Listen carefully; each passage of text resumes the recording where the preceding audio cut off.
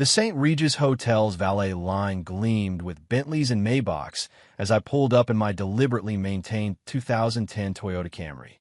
The valet's face twisted with barely concealed disdain.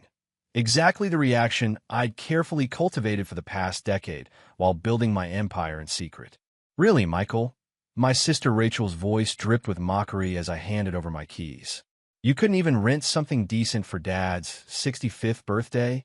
I straightened my intentionally modest suit, actually a bespoke Tom Ford that cost more than her Mercedes, and smiled.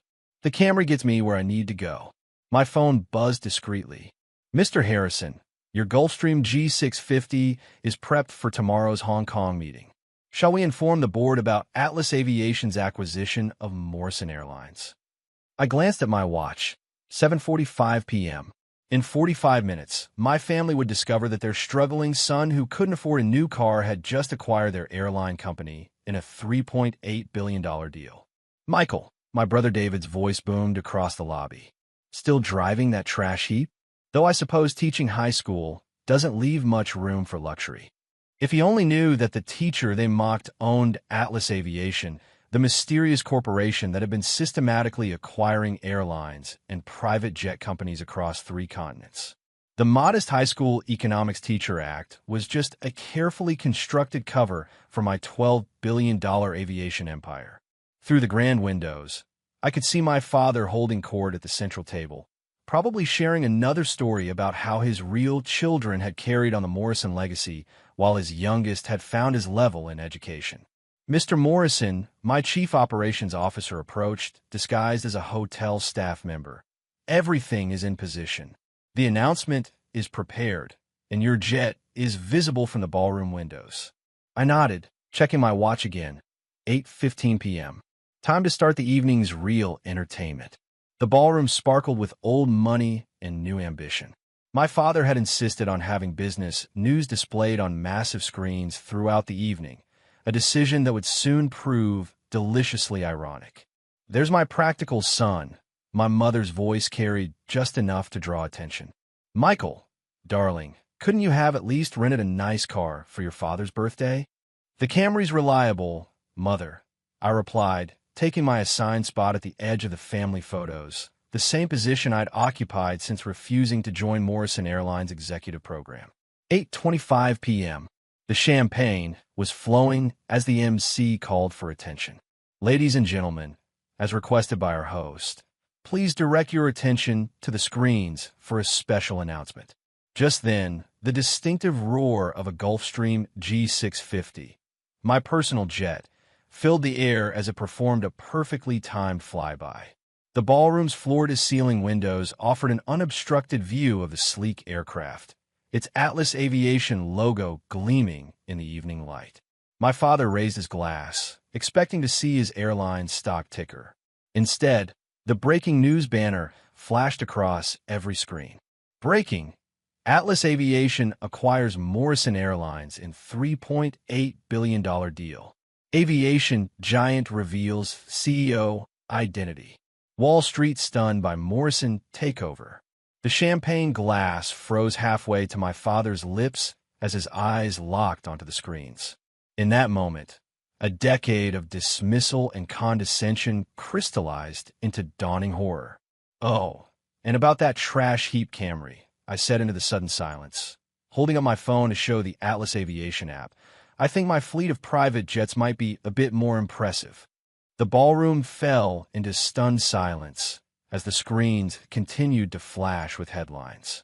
"Michael Morrison, from high school teacher to aviation tycoon. Atlas Aviation's mysterious CEO revealed as Morrison Air." Morrison Airlines stock soars 180% on acquisition news. "This has to be some mistake," David stammered, his Rolex-adorned wrist trembling as he checked his phone. "Atlas Aviation is the company that's been revolutionizing private air travel.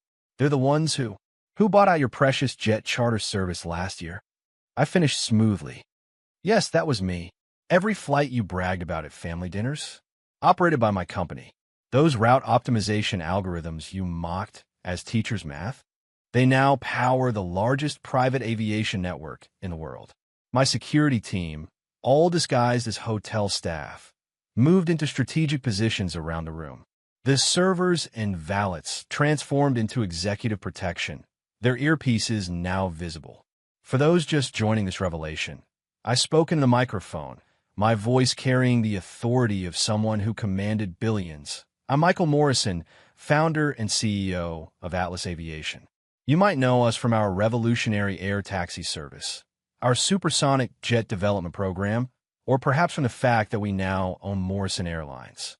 Rachel's aviation consultant husband turned ghostly pale, suddenly realizing he'd been unknowingly working for me while mocking my modest lifestyle at family gatherings.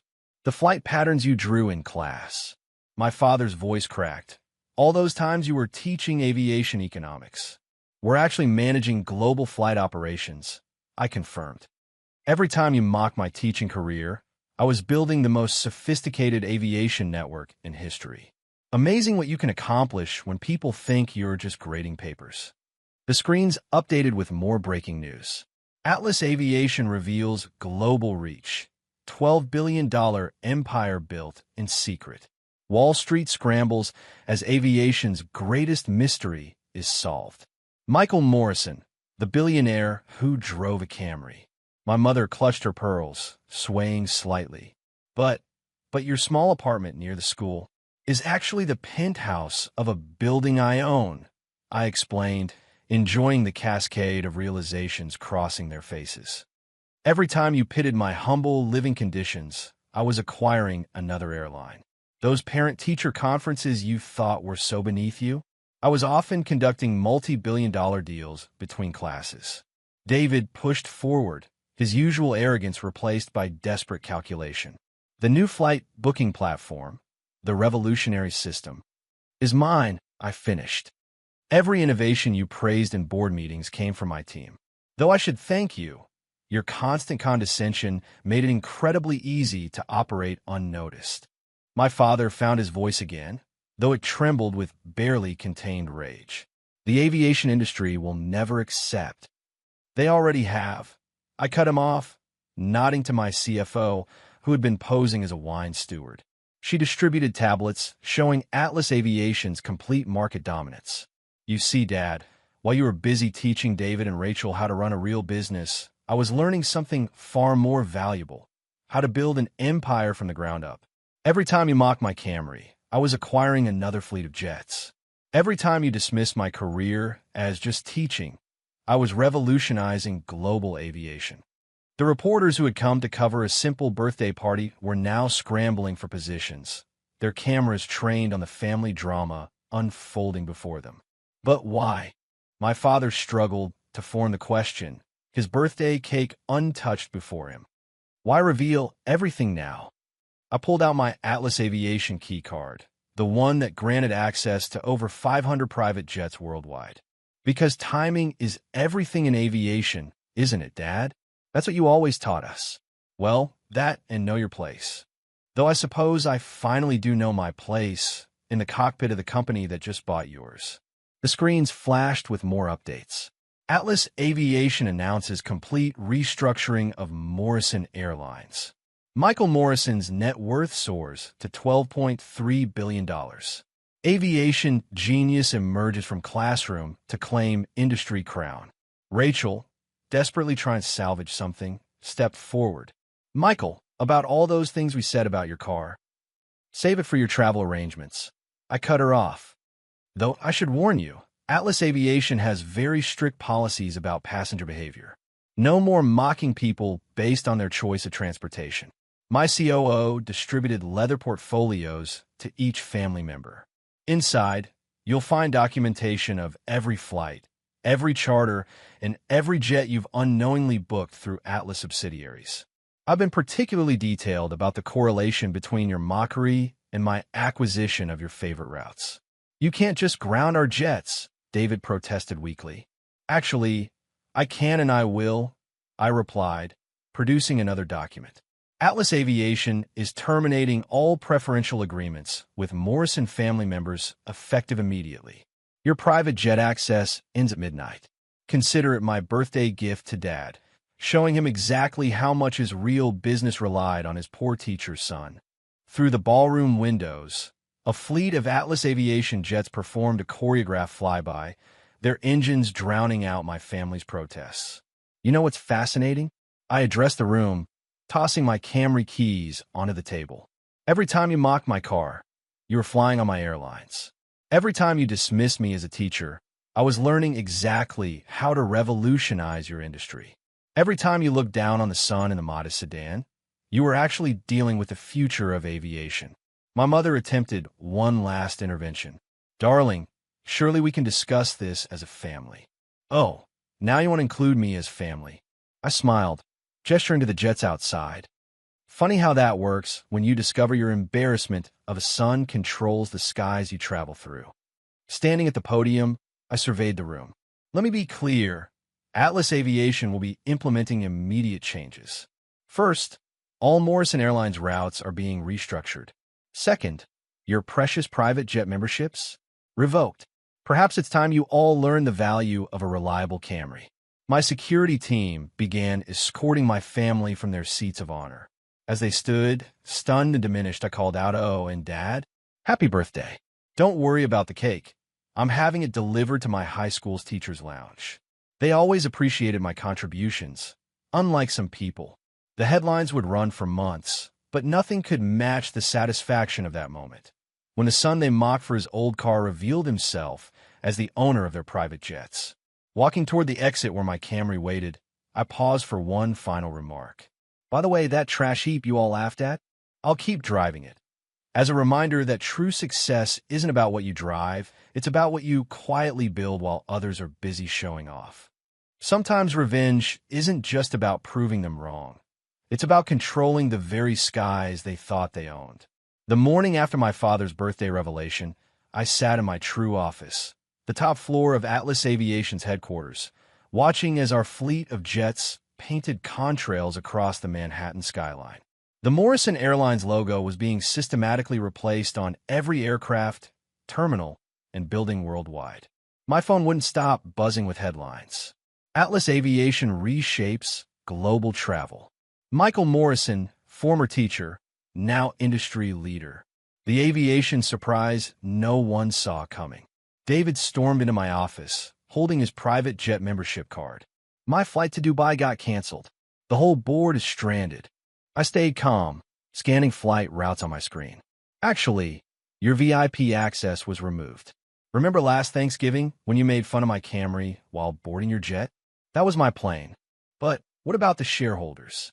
The contracts? They'll need to be renegotiated," I said with a smile.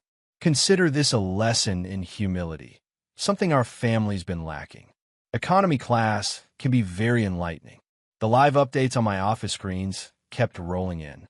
Morrison executives grounded. Airlines raced to partner with Atlas. New rules under Michael Morrison's leadership. Next came Rachel, dragging her designer suitcase. "My Monte Carlo trip got canceled. Do you even know who I was meeting? The Prince's investment team?" I replied, "Yes. They're on my private jet right now, flying to discuss buying your husband's company." Amazing how fast people switch sides once they know who really runs the skies. Outside the window, my old Camry sat in its usual parking spot, now surrounded by luxury cars belonging to CEOs eager to talk to me, the new head of Atlas Aviation. Rachel stared at my car. "It was part of your cover. Every scratch, every time you laughed at it. Those moments helped build this," I said. "While you admired your cup holders, I was collecting airline stocks." Then Mom arrived, clearly upset. "The charity gala in Paris has been moved to the high school gym where I teach," I said. "Though I hear those flight attendants you once insulted are doing great under Atlas now." Below us, the operations center hummed with energy. This was where I'd secretly managed global flights late at night after grading papers. Last came Dad, escorted by security. He looked small, like all his confidence was gone. "My connections," he started, "now know the quiet teacher you all ignored is the one controlling their airports," I said. "All those aircraft and routes you bragged about, they were mine. You just didn't know it." I showed him the Atlas network on my screens. "Each of these routes? An airline I bought while you mocked my Camry. That same Camry helped pay for the jet I used to meet investors, while you thought I was at school meetings. You're destroying everything I built, he whispered. No, Dad.